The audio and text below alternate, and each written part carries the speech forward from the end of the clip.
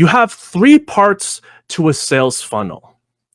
You have your capture page, your bridge page, and your sales page.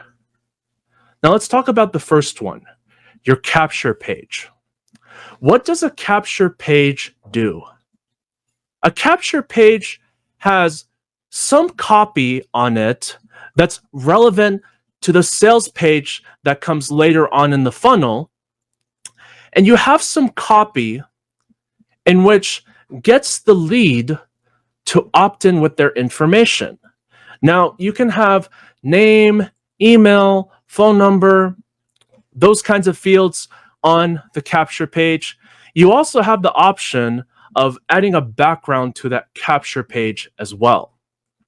But what I recommend that you do is for the copy on the capture page, make sure you keep it simple and congruent to your sales page and only have the email field on the capture page. The goal of the capture page is to capture the lead's email so that they go into your autoresponder and they go through your follow-up series.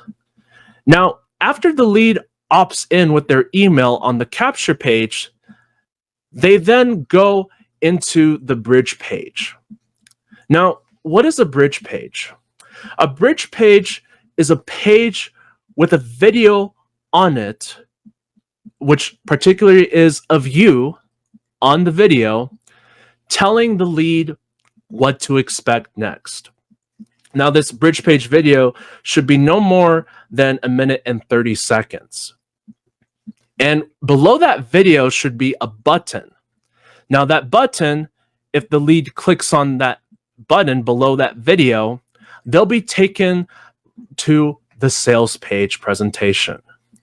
And that's where they can either buy whatever's on the sales page, or they just simply hop off. But that's how sales funnels work.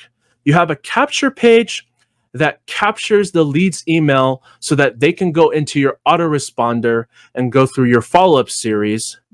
You then have a bridge page in which you tell the lead what to expect next and encourage them to click the button below the video.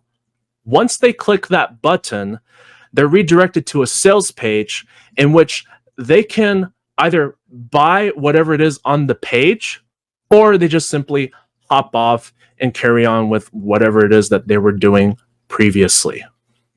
But that's how sales funnels work.